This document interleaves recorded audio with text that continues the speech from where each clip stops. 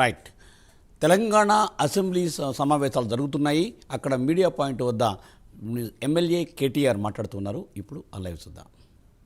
ఇప్పుడు పట్నం నరేందర్ రెడ్డి మాకు న్యాయ వ్యవస్థ మీద నమ్మకం ఉంది, న్యాయం లభిస్తుంది. మేము శాసనసభ వేదికగా ముఖ్యమంత్రిని ఒకటే అడుగుతున్నాం, నీ అయ్య జాగీరా తెలంగాణ, నీ అయ్య జాగీరా కొడంగల్, భూమి ఇయ్యా, నా సొంత భూమి నేను ఇయ్యా అంటే జైల్లో పెట్టేందుకు ఎవరు నువ్వు?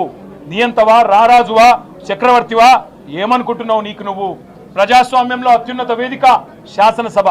ఆ శాసనసభలో చర్చ పెట్టమంటే దమ్ము లేక పారిపోయిన దద్దమ్మ రేవంత్ రెడ్డి.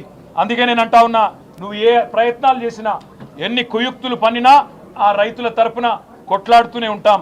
ఈరోజు ఒక రూపంలో వచ్చినాం, రేపు ఇంకో రూపంలో వస్తాం. తప్పకుండా నేను ఎండగడతాం. మొన్న ఇక్కడికి మేము నీ అదానితో నీ దోస్తీని ఎండగడుతూ టీ షర్ట్లు వేసుకొని వస్తే శాసనసభలో అడుగు పెట్టనీయలేదు. ఇవాళ లగచర్లలో జరిగిన దాని మీద చర్చ పెడదాం రండి. ఈ అర్ధరాత్రి అరాచకాలు ఏంది? ఎందుకు ఆ గిరిజన ఆడబిడ్డలను దౌర్జన్యం చేసి భయపెట్టే ప్రయత్నం చేస్తున్నావు?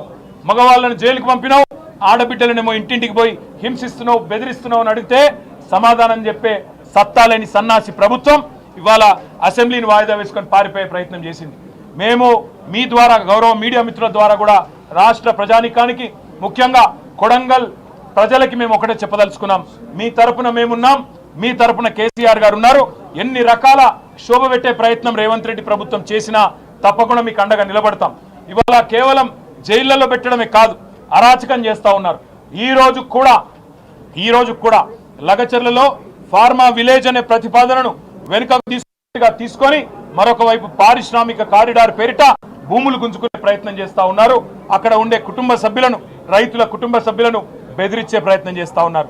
ఇంకా కొంతమంది ఎవరైతే పరారీలో ఉన్నారో వారిని ఇంకా కూడా వేధిస్తూ ఉన్నారు, వారి కుటుంబ సభ్యులను బెదిరిస్తూ ఉన్నారు.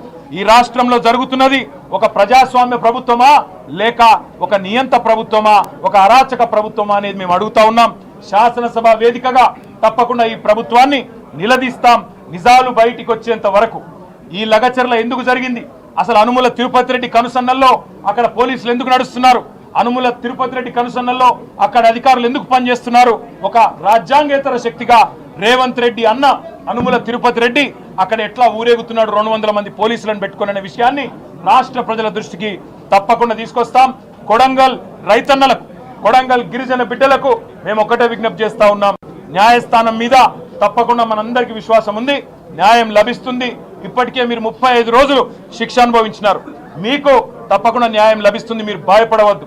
కేవలం కొడంగల్ ఒకటే కాదు, ఇవాళ మా జహీరాబాద్ ఎమ్మెల్యే మాణిక్రావు గారు చెప్తా ఉన్నారు, అక్కడ న్యాల్కల్లో కూడా గొడవ జరుగుతూ ఉంది. అక్కడ కూడా రైతులు మేము భూములు ఇవ్వమంటున్నారు, కానీ అక్కడ కూడా బలవంతంగా గుంజుకునే ప్రయత్నం జరుగుతూ ఉంది. అసలు ఈ పరిస్థితి ఎందుకు వచ్చింది? ప్రభుత్వం ఆలోచన చేసుకోవాలా. 14,000 ఎకరాలు గత ప్రభుత్వం సేకరించి పెడితే దాన్ని రద్దు చేసి తిరిగి రైతులకు ఇస్తామని చెప్పింది మీరు. ఫార్మాసిటీ వద్దని చెప్పింది మీరు. ఫార్మాసిటీ రద్దు చేస్తున్నాం, రైతులకు భూములు ఇస్తాం అని అన్నాడు కందుకూరులో, యాచారంలో తిరిగి చెప్పింది మీరు. ఇవాళ ఇటు హైకోర్టును మోసం చేస్తున్నారు, అటు రైతులను మోసం చేస్తున్నారు, జైళ్లలో పెట్టి వారి కుటుంబ సభ్యులను బెదిరించే అప్రజాస్వామిక పనులు చేస్తూ ఉన్నారు. తప్పకుండా మీ భరతం రాష్ట్ర ప్రజలు పడతారు, ముఖ్యంగా రాష్ట్ర రైతులు పడతారు. అప్పటిదాకా తప్పకుండా మీ తరఫున బీఆర్ఎస్ పార్టీ పోరాడుతూనే ఉంటుంది. వీళ్లకు రైతులకు జరిగిన అన్యాయాన్ని సరిదిద్దేదాకా, పెట్టిన అక్రమ కేసులు ఉపసంహరించుకునేదాకా, రైతులకు బేషరతుగా ముఖ్యమంత్రికి క్షమాపణ చెప్పి వదిలేదాకా, జైలు నుంచి విడుదలయ్యేదాకా వారి తరపున మా పోరాటం కొనసాగుతూనే ఉంటుంది. తప్పకుండా శాసనసభ జరిగినంత కాలం ఈ అంశం మీద రాష్ట్ర ప్రభుత్వాన్ని ఒత్తిడి తెచ్చైనా సరే తప్పకుండా సమాధానం రాబెడతాం. ఇవాళ పారిపోవచ్చు ఒక్కరోజు, రేపటి నుంచి ఎక్కడ పోతారో కూడా చూస్తాం.